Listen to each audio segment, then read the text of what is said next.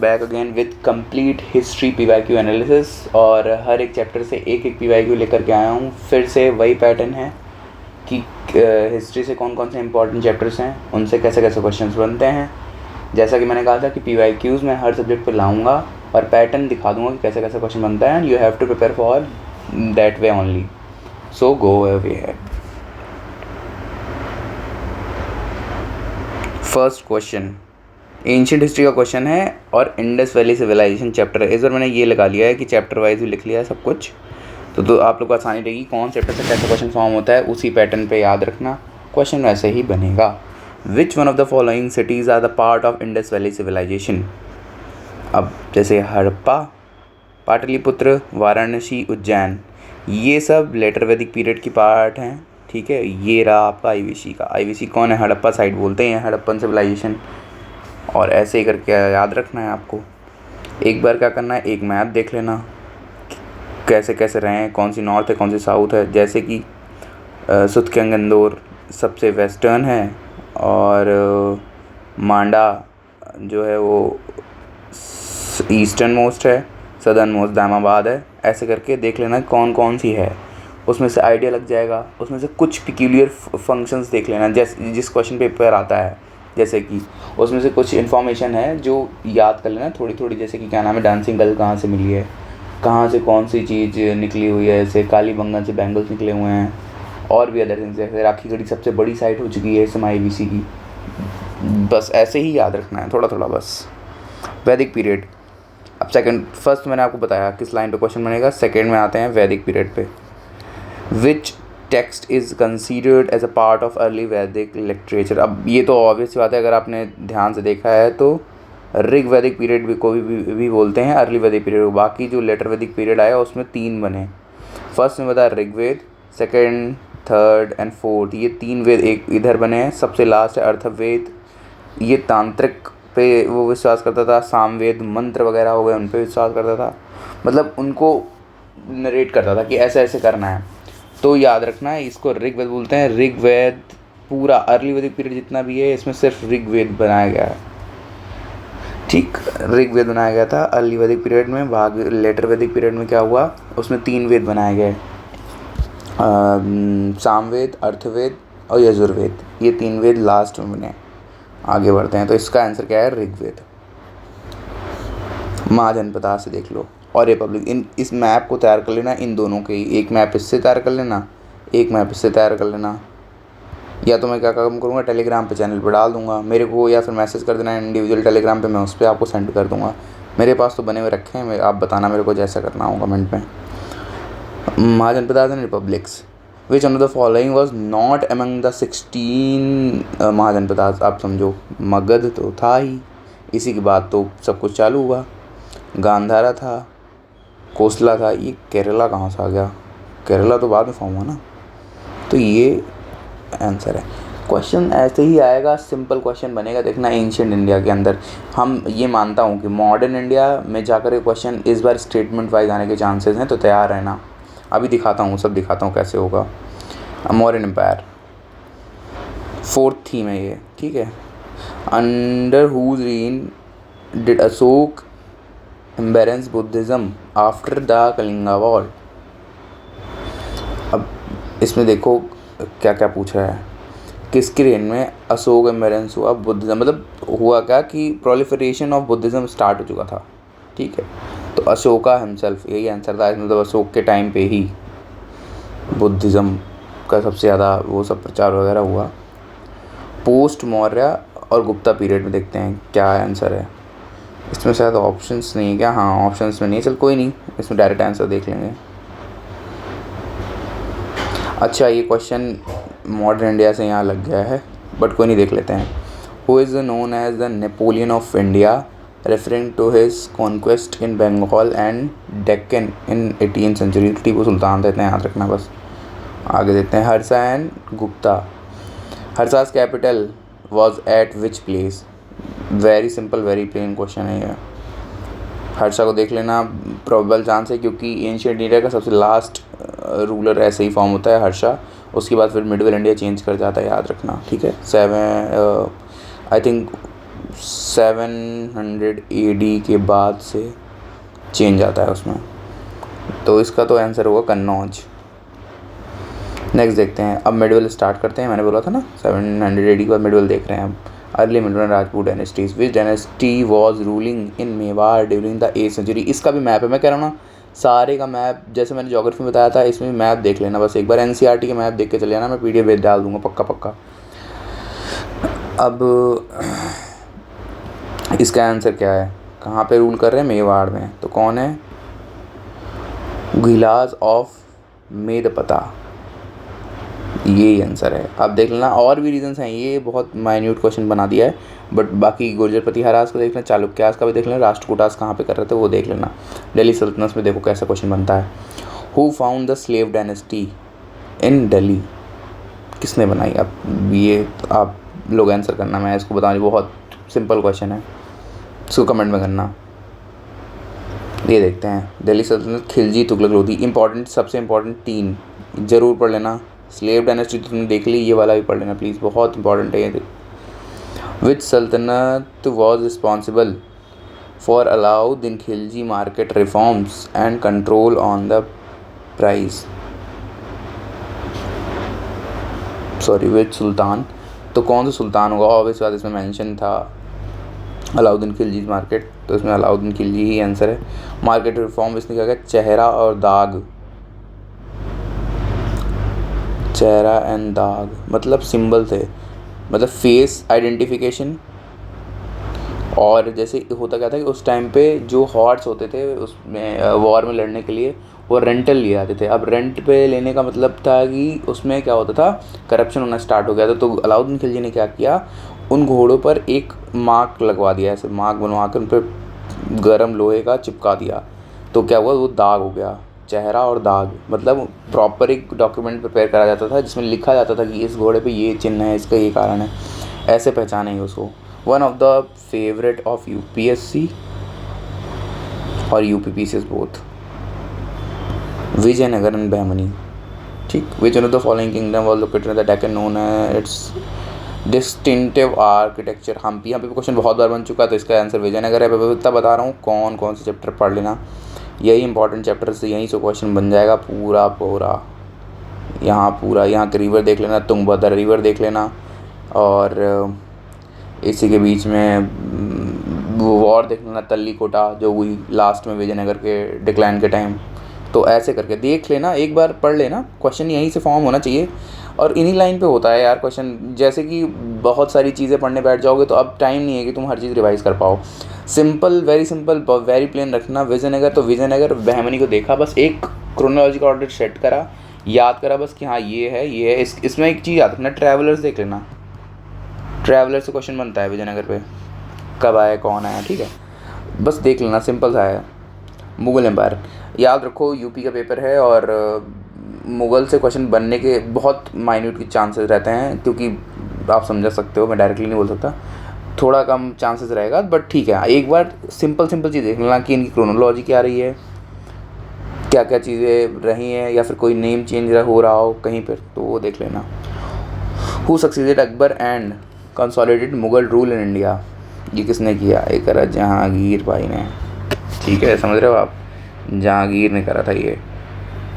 अब इसमें कोई कहानी सुनाने की वो है नहीं, डायरेक्ट क्वेश्चन ऐसे ही आएगा, बस सिंपल क्वेश्चन, मुग़ल से सिंपल क्वेश्चन बनेगा। आर्किटेक्चर देख लेना, इनका इंपॉर्टेंट है, आर्किटेक्चर पर देख लेना। और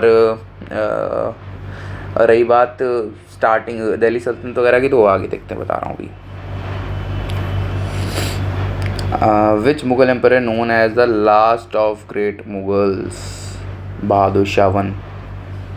अब इनमें क्या है, ये जैसे ये क्वेश्चन पूछा, ठीक, अब इसमें क्या है, इनके टाइटल्स हैं अलग अलग, सबके फर्रुखशियर के अलग टाइटल मैं अभी बता नहीं रहा हूँ, याद रखना। एक ऐसे बनाना, साथ में टाइटल लिख लेना, काम हो जाएगा। एक बार एक पेज पे, बस कुछ नहीं करना है, टाइटल देख लेना, ठीक। अब देखते हैं, regional kingdom Maratha and Rajput. Which leader is created with founding the Maratha confederacy and the framing the Ashtapradhan. अब ये तो आपको पता ही हो गया, अष्टप्रधान। मैं इसलिए अष्टप्रधान यहाँ लिखा था क्योंकि अष्टप्रधान से रिलेटेड क्वेश्चन बनता है। अष्टप्रधान को पढ़ लेना कि 8 कौन कौन से हैं, अष्टप्रधान, अष्टाध्यायी, ठीक है। और एक और था, मुझे मिस कर रहा हूँ, मैं याद नहीं आ रहा। अष्टप्रधान अष्टाध्यायी तो याद है, इन तीनों को कंपैरिजन में लिख लेना, ठीक। बस मत लिखना, या फिर सिर्फ तुम देख लेना कि अष्टप्रधान क्या है, मत पढ़ो। अष्टाध्यायी वो हिंदी का एक वो है, लिटरेचर का फॉर्म है।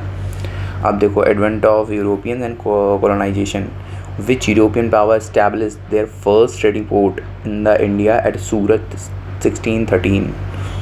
English.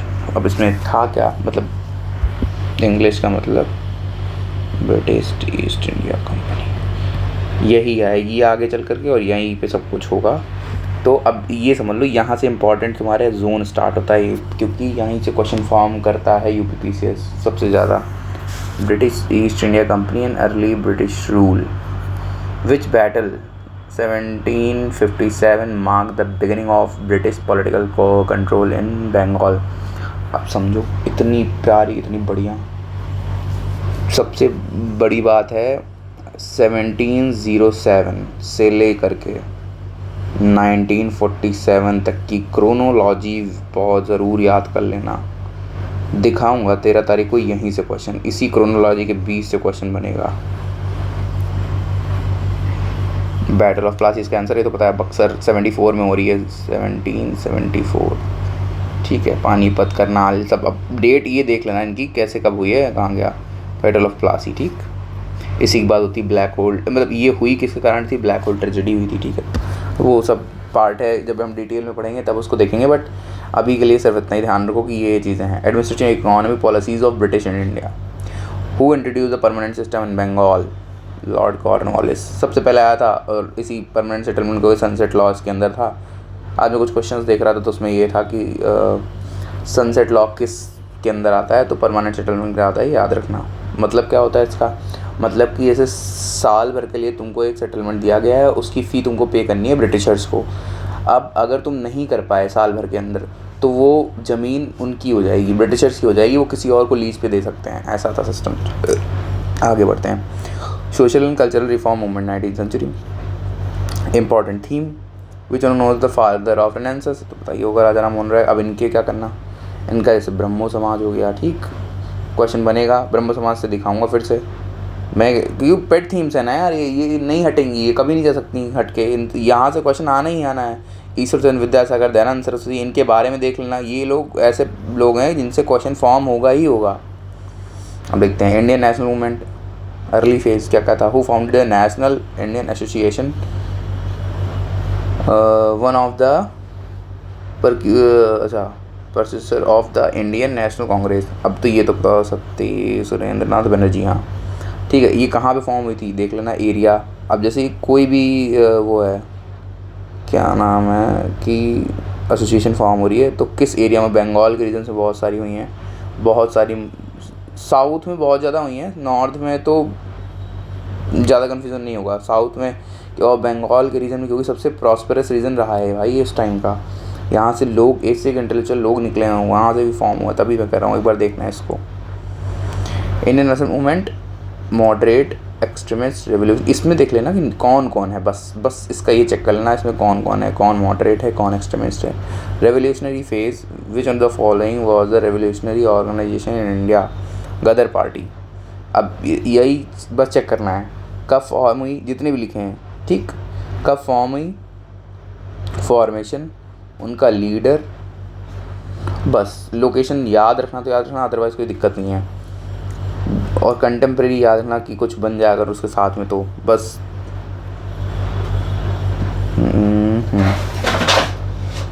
Indian national movement, Gandhian phase and post independence issues क्या क्या थे, which act provide separate electorate for the Muslims in India in 1909। अब इसमें तो सीधी सीधी बात है, 1909 एक्ट ही बोलते हैं उसको, मॉर्लेमेंटो रिफॉर्म। मॉर्लेमेंटो रिफॉर्म हो गया, 1919 का होगा, 35 होगा, मॉन्टेस्क्यू चेम्सफोर्ड। अब जैसे ये दोनों सेम है, अब ये 1919 का है, ठीक। इनमें देखना बाइकैम्बरलिज्म कब आया, ट्रांसफर सब्जेक्ट रिजर्व सब्जेक्ट में कब वो करा गया। आज मैं क्वेश्चन पढ़ रहा था, उसमें था कि किस एक्ट के अंडर एजुकेशनल राइट्स मिले थे लोकल बॉडीज़ को, तो वो मैं भी अभी चेक करूँगा एक बार, क्योंकि मुझे भी कंफर्म नहीं था ये। ठीक है, इसमें अब ये इम्पॉर्टेंट यहाँ पे ज़रा सा देख लेते हैं, क्योंकि यहाँ मैंने आखिरी में इसलिए लगाया था क्योंकि यहाँ ये आप लिख लो या ये ज़रूर पढ़ के जाना, पहले ही थीम आएगी यहीं से। इंडस वैली सिविलाइजेशन से एक क्वेश्चन बनेगा, वैदिक से आना चाहिए, मतलब इन दोनों में से एक। इन आईवीसी से तो पेट क्वेश्चन आ रहा है, आईवीसी से क्वेश्चन बनेगा ही बनेगा, ठीक। मौर्यन एंड गुप्ता से एक क्वेश्चन आने की फुल प्रोबेबिलिटी है, 1 क्वेश्चन, ठीक। दिल्ली सल्तनत रीजनल किंगडम्स, ये ज़्यादा इम्पोर्टेंट है, समझ गए। रीजनल किंगडम तैयार करना अच्छे से, इनकी क्रोनोलॉजी बस, बाकी कुछ भी नहीं, ठीक है। Mughal empire and its decline, Mughal से बस क्रोनोलॉजी इसकी भी देख लेना। Advent of Europeans and British expansion, इनकी भी सिर्फ कंपनी कहाँ पे फॉर्म हो रही है, किस राजा को डिफीट करा है या किस किंग के साथ वो हुई है, वॉर हुई है कोई, वो याद रखना।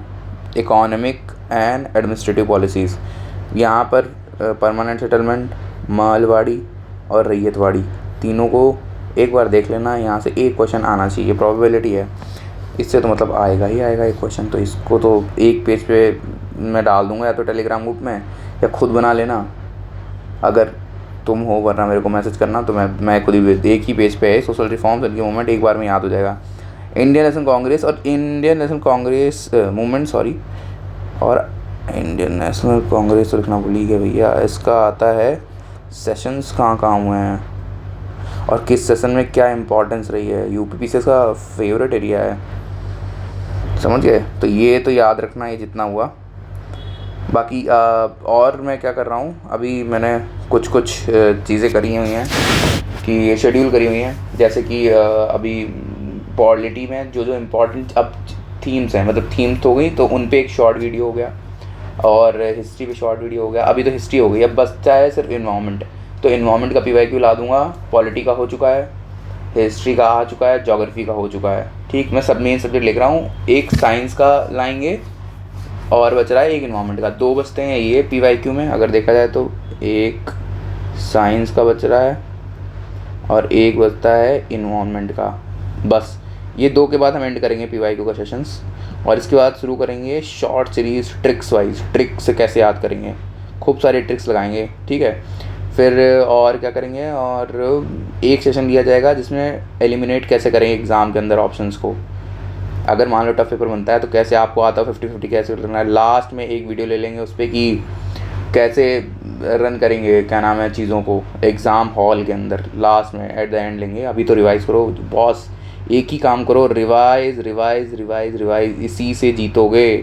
कुछ नया मत पढ़ो, हो गया टाइम, बहुत कम डेज़ हैं, 15 डेज़ भी नहीं है फुल, तो बस सिर्फ रिवाइज़ करो, केवल रिवीजन रिवीजन रिवीजन, यही जिताएगा। मैं खुद कह रहा हूँ खुद को भी, अगर तुम लोग के लिए बात है तो मेरे लिए भी यही बात है कि रिवीजन ही आपको विन कराएगा, या तो विन है या तो लूज़ है, लर्न करना है सिर्फ, याद रखो। तो रिवीजन ही रिवीजन है। Okay, thank you, signing off.